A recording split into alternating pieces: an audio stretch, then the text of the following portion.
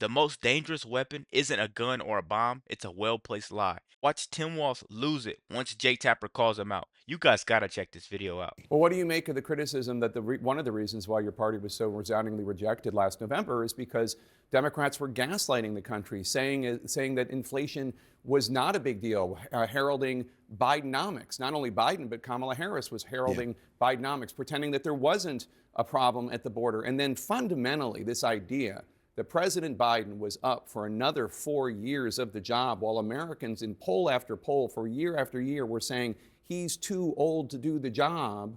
Your party stood against all of those things. And you notice how Jake Tapper is sitting there saying your party, your party, your party. I'm telling you guys, man, the people on the left are finally starting to think. That's been the major problem. Let's see what Tim Walz has to say. Joe Biden coming in and during COVID and being a governor through COVID did a hell of a job. But I think one of the things that we didn't do is we assumed that we said, and it was true, that we were going to have a soft landing and our economy was better than the rest of the world. Better for who? Better for the working class who was saying groceries were too expensive, as they are now and going up. They got to see us talk about things. Again, I go back to this.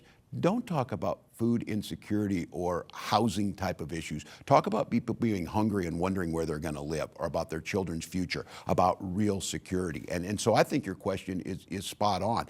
I think we got intellectualized on this. I think the fact of the matter is Joe Biden did soft land the economy. He did usher us through COVID. None of us are saying we should be soft on the border, but we allow a vacuum, and Donald Trump fills it, the 800-pound gorilla, and their narrative starts to stick, and we look weak. We look weak like we don't care. We look like look, Jake, I'm not going to say, you know, what we need to do is we need to just arrest people and ship them to El Salvador. No, we need to invest the money on border. We need to make sure that we have the judges necessary to adjudicate things faster. We need to make sure if you're going to be in this country here legally, and when you are, you're going to be uplifted, celebrated, and part of this great American tapestry.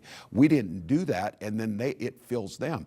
I can't sit there and listen to it like a normal person would, the normal Democrat, because the average person that'll hear this, it makes me believe that the politician doesn't have to lie anymore. Don't have to lie really good anymore. You know, they just have to lie to the right person, and that fool will go spread the message, and now everybody's believing that same corny little lie that these Democrats care for you. Look how they all just switched up on each other right before you blinked. Like you blinked and everything changed.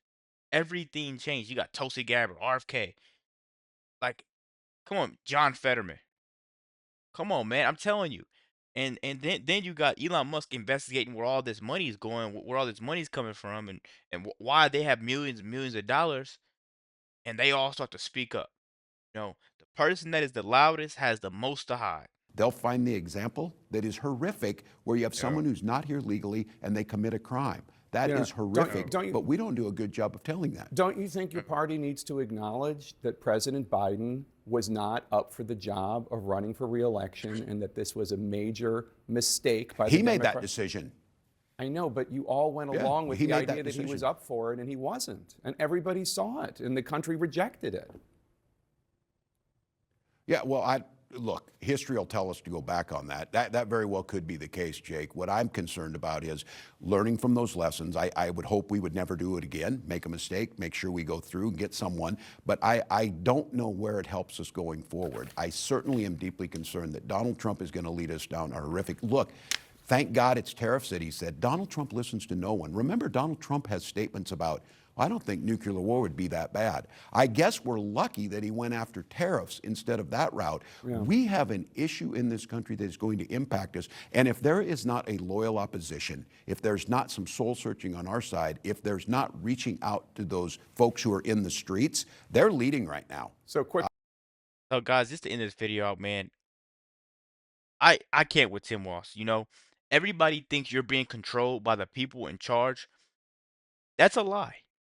Tim Walz shows you that because he wants you just like Jay Tapper does, but Jay Tapper's a little bit on the edge to go against Trump. You're not being controlled by the person that's in charge. You're not. You're being controlled by the person that refuses to go out and think and go out and vote the right way, to go out and do the right research. You know, you tell someone one thing, oh no, that's not true. He's racist. They want to bring the country down. He's a dictator. I mean, he was in charge in 2016. But hey, that's beyond me. Let me know what you guys think about this quick video. Be sure to like, comment, subscribe if you're new, and as always, let me know what you react to. We're out.